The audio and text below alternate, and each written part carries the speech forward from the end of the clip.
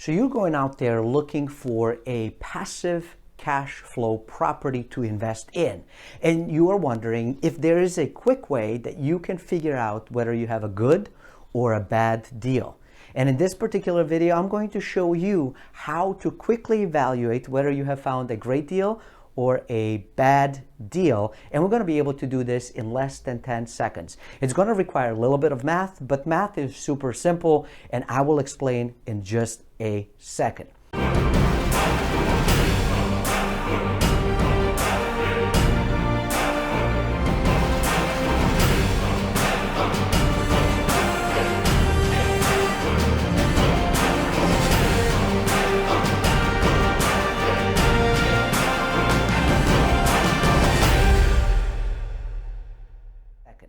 So let's say that you have gone out there and you have found a particular house that you really like, all right? And let's say that that house is costing, I don't know, $250,000. That's the sort of average cost these days in United States for a single family home. Let's assume that that's what you're going with. And now you're wondering, will this $250,000 home be a great investment property if you were to go out and rent it?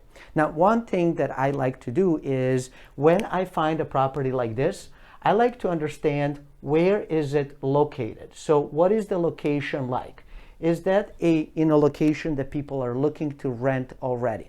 If particular location does not have any renters, okay, renters are zero, then it's a bad deal, because if it doesn't matter what you can get for it, it doesn't matter what the price is. If nobody wants to rent in this particular area, it doesn't make sense. But if there are people that actually want to live there, that want to rent there, then you are on your way. So that's step number one.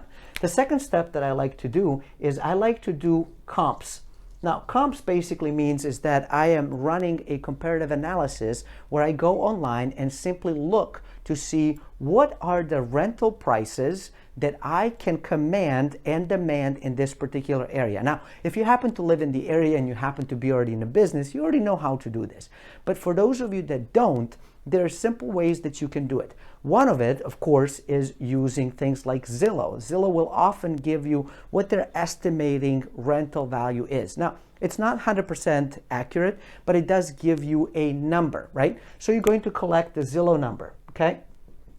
Then what I like to do is I will like to go to Trulia and do the same thing. I will go to Realtor and do the same thing.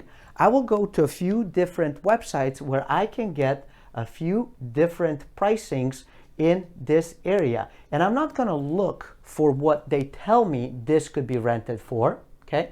What I want to do is, if I know that I have 3-bedroom, 2-bathroom house, for example, then I want to look for 3-bedroom, 2-bathroom houses on these particular platforms to understand what are the rentals currently going for.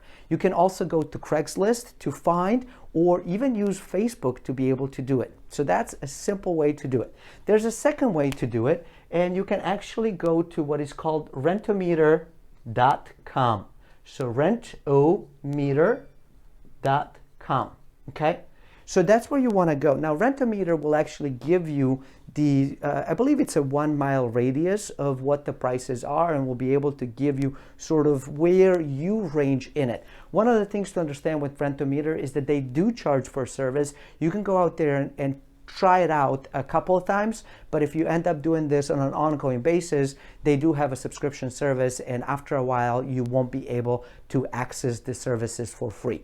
But if you're doing this once in a blue moon, then you absolutely can go out there and get this sort of range of what makes sense. So now that I have a price, a range where I think will make sense, what I want to do is I will compare my purchase price with my rent price. Now, say for example that based off of my analysis, based off of my research, I am able to find that the rent in this particular neighborhood is $1,000 for this particular home.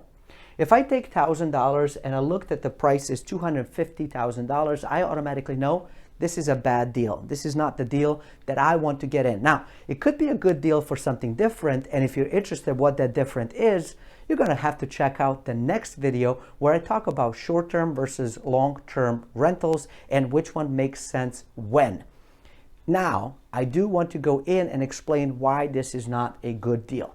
Now, in order to be profitable, you have to collect enough money on an ongoing monthly basis to pay for all of the expenses. Now, the long way to do it is to actually go out and find out exactly what the taxes are, find out exactly what you could qualify for if you're financing it, which is what I recommend, especially for good cash flow. And you have to find out what your insurance and then upkeep and that kind of stuff. You add all of those up, you'll come up with some sort of number, and then you look to see if the income is larger than the expense. Simple enough. But that can take a little bit of time. What I know very easily by looking that $1,000 will not support my expense of $250,000. And here's the simple math that intelligent investors use to quickly assess whether a deal is good and they should do a further research, or it's bad and they just move on. And this is how you do it. You want your rent to be at least 1% of price. Okay? So in this particular case scenario, if the price is $250,000, right? 1% of $250,000 is $2,500. If I know that I can get $2,500 for this particular home, I know that I potentially have a good deal. I still have to do a bit more research to understand what exactly am I buying, because sometimes things are hidden behind the walls. So you need to do your proper due diligence, is called that research, before you go out and buy.